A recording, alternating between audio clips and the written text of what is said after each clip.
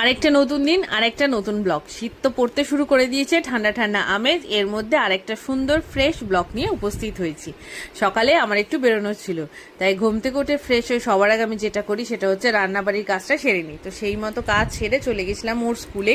একটু স্কুলের দরকার ছিল, গেছিলাম ব্যারাকপুর। তো স্কুল থেকে ফেরার পথে ব্যারাকপুরের এই প্রসিদ্ধ মিষ্টির দোকান থেকে নিয়ে নিয়েছিলাম রাবড়ি।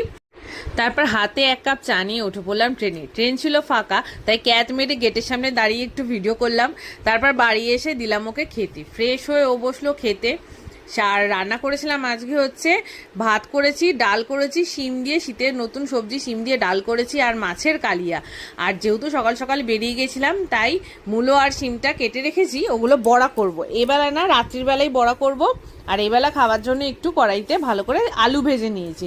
তা খাওয়া দাওয়া সেরে ও গেছে পড়তে, আর আমি টুক করে একটু পার্লার থেকে নিজেকে সুন্দর করে আসলাম। বাড়িতে ওকে নিয়ে এসে ওর চাউমিন রেডি। অনেকদিন পর আজকে বাইরের খাবার খাওয়া হলো, সেটা হচ্ছে এগ চাউমিন।